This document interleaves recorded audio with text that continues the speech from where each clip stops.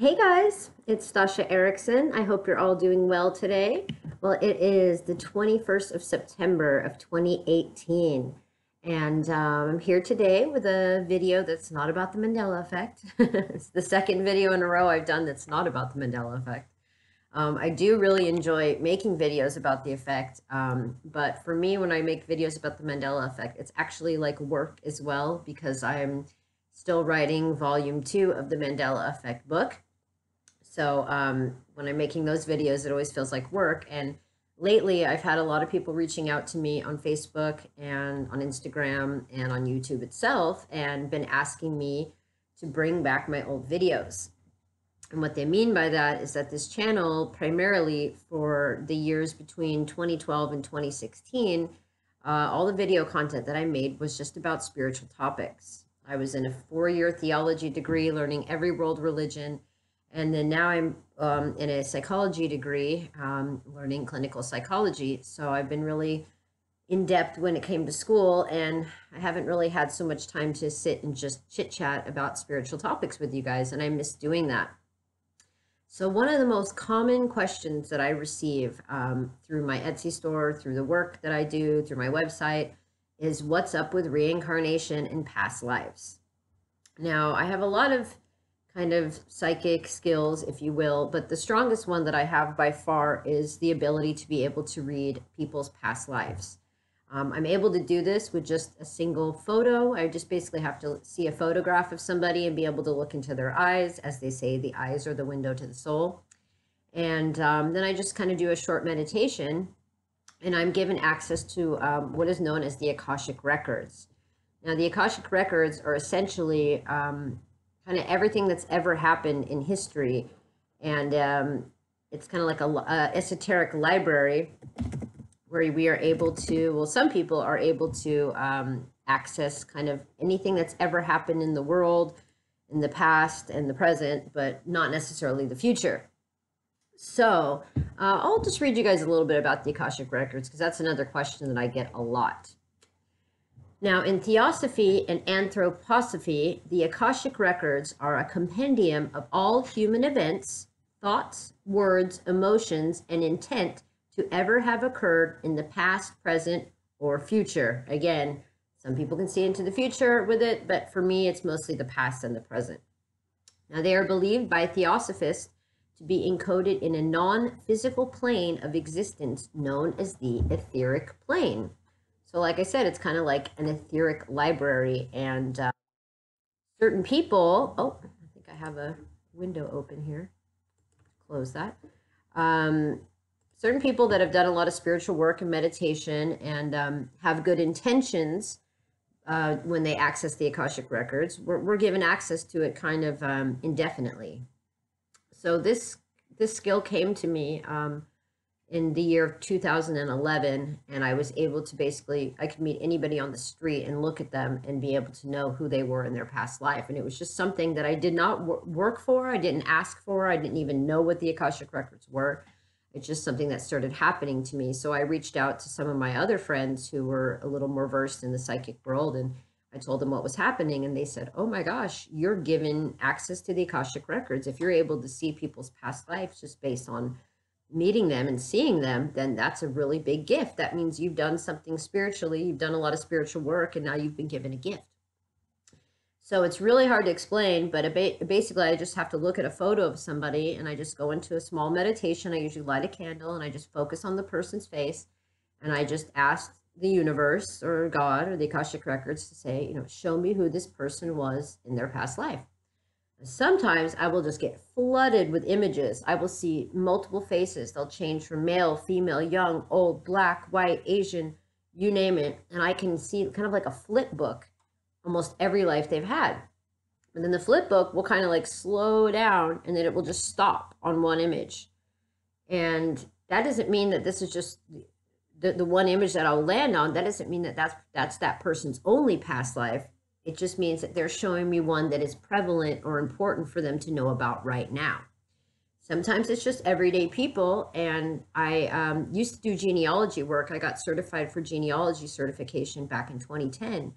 So I have access to all kind of genealogy databases. So I could get someone, let's say her name was Cheryl Cole, and Cheryl Cole, I'm able to focus in and see that she lived in Indiana and was born in the 1700s. Well, I can go to all the databases that I still have access to from having a certification in genealogy, and I can look for a Cheryl Cole in that city during that time. And even if Cheryl Cole wasn't a famous person, nearly everybody who's born, lived, and died has a death certificate, a headstone, something like that. So I've even just been able to find just average everyday people from the past and show people who they were. Now, it also comes up that I do past life readings for people, and they've had very significant lives. It doesn't mean that every life they had was significant, but perhaps one very significant life will come through for me to review. I've had people who had been witches in their past life. People had been pirates in their past life. I've even had females who came to me that were pirates in their past life, which was really cool because I didn't even know women were pirates. So this has been an ongoing thing for me, and this has now been, I'm having my 7-year anniversary of when I got this skill this year, and it's just something that this skill has never gone away. Now I take breaks from doing these readings for people because they're very intense, they're very draining. But since I brought my Etsy store back last month, and all of you had requested me to do that, the number one request that I had from people to bring back were the past life readings. So I've brought them back. I used to do them in a video form and charge about $50, which is still pretty cheap compared to what other psychics charge for past life readings. But now what I've done is I made it a little simpler on myself and also for you. And I've put a listing up in my Etsy store that's just $25. And it's not a video reading, but it's an email reading.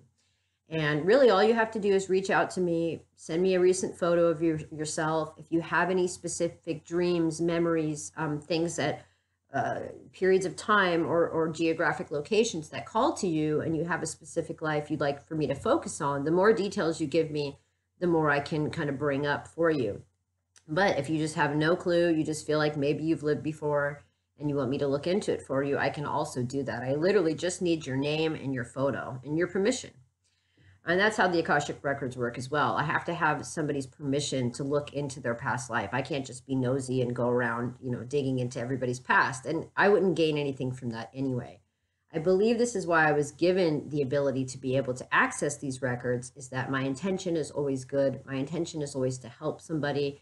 And as long as the person is in alignment and their intention is good as well, then I'm given access. And all you can really do with knowing about your past life is grow from that and learn from that. I have clients that have come to me that have had intense phobias that they can't explain, fears of water, fears of boats, things like that. And then we'll look into their past and we found out they drowned in their past life. And this is also very psychological stuff too, which is what I'm learning right now in my psychology degree, is that there's a lot of evidence, and especially in recent experiments in recent years, psychologists have done studies to find out if there's a connection to past lives. Little kids are being born right now, and they're giving full details of, there's one little kid I saw recently who had a full recollection of being a soldier in South Carolina. He had all the specifics. He explained how he died on the battlefield. He said where he died. And the craziest thing is of the spot where the little boy said that he died when he was this soldier, he had a huge scar. I think it was like somewhere here, and he just bled out through the arm, because back in the day, they didn't have a way unless you cut the arm off. He essentially died from a gunshot wound of the arm. But the little kid who is reincarnated, living now, had this huge kind of whole scar thing that he was born with that was unexplainable. But he would know details. This little boy, I wish I could remember the documentary I saw it on, but it was very fascinating. It was on like Dateline NBC or something like that, a reputable source. And yeah, this kid knew everything, details about his wife, his dog. And it turned out that his wife was still living. She was a widower. And the little boy went and met this old lady, and she just knew it was her husband. It was crazy. So this is definitely something that's been more and more heavily documented over the years. When I first started doing these readings, people just said I was crazy. People would say, oh, you could just make that up. Anybody could just make up a past life and whatever. Well, of course they could. But again, if I did something like that, then I'd lose access to helping other people that legitimately need help. So I would never do it. This is also why I charge such little money for all of my services, is because for me, it's just, paying for a little bit of my time. But for me, the bigger picture is about helping the person, helping them find out who they were, discovering who they were, and also explaining a lot about who they are presently. Sometimes if our life is cut short, tragically, then we have what's called unfinished business that's kind of left over from our previous life. And we end up carrying that over to the next life. And there's many, many, many cases of this. Half the time that people come to me for a past life reading, I end up being able to explain to them things that have happened in their past, and it really has reflected into their present or their future, especially the phobias and the fears and things like that. So I've been able to help people get over their phobias, get over their fears by simply presenting to them, one of the past lives that they had, and it helps fill in the blanks. Some of us have maybe only lived once before. Some of us, I believe, are new souls on this planet, but I believe there's some of us that have lived many, many times. I have one client in particular, I won't say her name, but I have done 20 past lives for her at this point, and she's lived a total of 26 times. So I've been doing these for her over the past several years, and she still has 6 more undiscovered lives. But it's been really fascinating, and literally almost every single one of these lives looks exactly like her physically as well. I brought her all the way back to Mesopotamia. So this is definitely something very interesting. There's definitely a lot of things we can discover by finding out who we were in our past life. And this is just something I wanted to bring back and offer to all of you guys. I'm in my psychology degree just for 1 more year and 1 more month, or 2 more months. December of 2019, I will be done with school forever, and I will have my psychology degree, and I'll be able to start helping clients and patients. And when I do that, I most likely will be shutting down my YouTube channel, and I'll have to take things a little more professionally. So for at least the next year and a couple of months, I'll be able to do these kind of readings for you guys. And then after that, I'm just basically will be a therapist. So I have to follow the American Board of Psychology standards, not necessarily the YouTube standards. So if you've been fascinated by this type of topic, this would be the time now to get a reading from me in order and find out more about yourself. Now, one of the other things that people often ask me about is, well, if you have a Christian background or a theological background, how can you believe in reincarnation? And I have a few articles I found about this, and I just want to share with you guys a few things about reincarnation, because reincarnation is absolutely in the Bible. Anybody who says that it's not, they definitely are not a biblical scholar, because I had to read the Bible inside and out for 4 years, back and forth.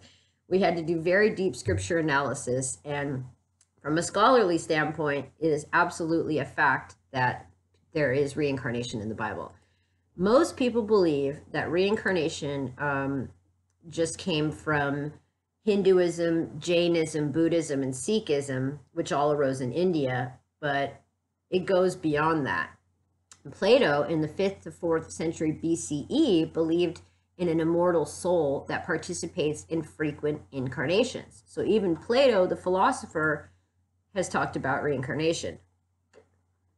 But the basic definition of reincarnation is the philosophical or religious concept that an aspect of a living being starts a new life in a different physical body or form after each biological death.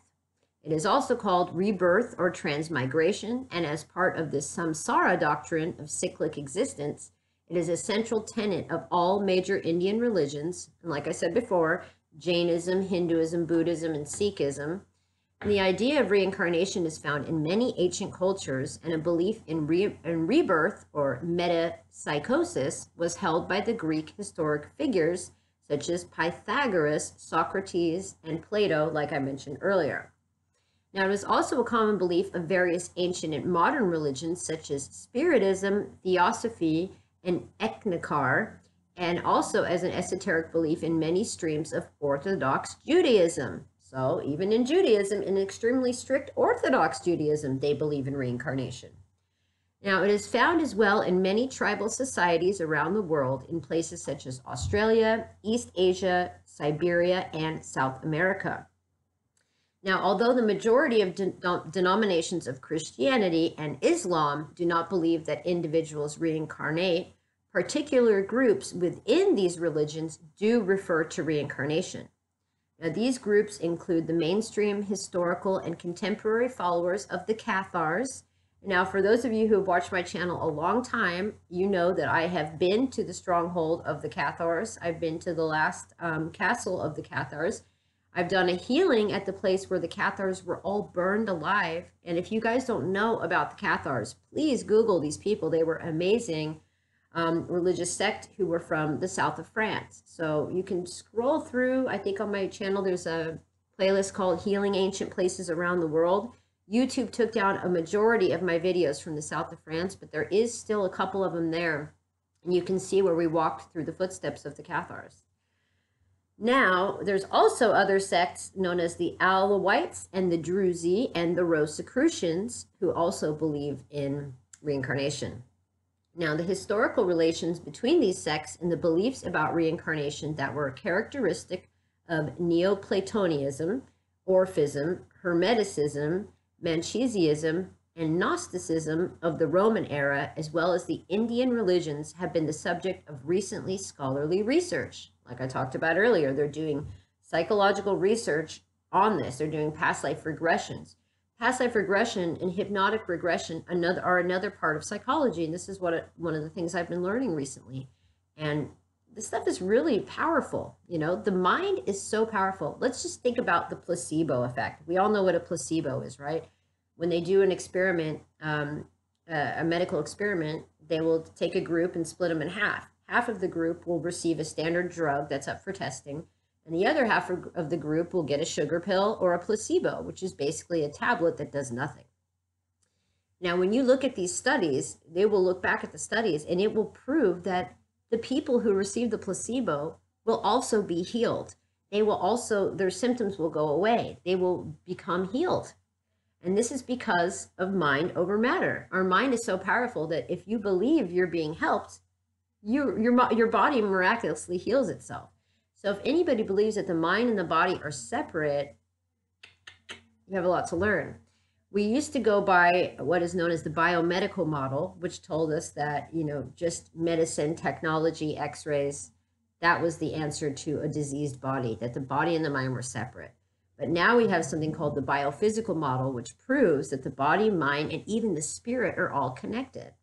So we have to look beyond this just being some type of New Age esoteric thing. I do not consider myself to be part of the New Age. I consider myself to be a biblical scholar and now a psychologist. And so I'm trying to combine all these years of studying together, and I'm finding that past lives and these phenomenons are coming up over and over again in everything from religion to psychology. So for anyone that's doubting, just do a little research and you will see how far these studies have actually come. Unity Church and its founder, Charles Fillmore, also teach reincarnation. And in recent decades, many Europeans and North Americans have developed an interest in reincarnation, as well as many contemporary works mentioning it. You can find, oh my God, it's never ending the amount of books and periodicals that have been written. Now, I don't want this video to get too super long. I just got out of the shower. It's a rainy day here in Norway. That's why my hair is looking crazy, and it's really dark and gloomy in here today.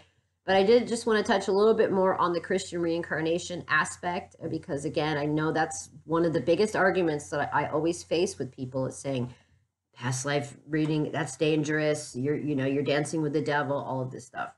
Before I was educated in theology, I used to think like that. I used to be very quick to judge and think everything was either Satan or God. But honestly, the more you study this stuff and the more you really learn it and you observe it, you realize it's so much deeper than that. And if someone's so quick to judge something, you have to wonder what their intention is. So I've had many people be very quick to judge me about doing this service for people, but the main argument's always about Christianity going against it. But I want to show you guys a little bit more about this and prove to you that reincarnation is literally in the Bible. Now, one of the reasons that many Christians reject the validity of near-death experience testimonies is because they sometimes appear to be in conflict with their interpretation of Christian doctrines. Christians are usually surprised to learn that reincarnation and its corresponding doctrine of pre-existence were beliefs held by a significant number of early Christians for the first 500 years of Christian history. So from the beginning, the first 500 years of Christian history, reincarnation was believed.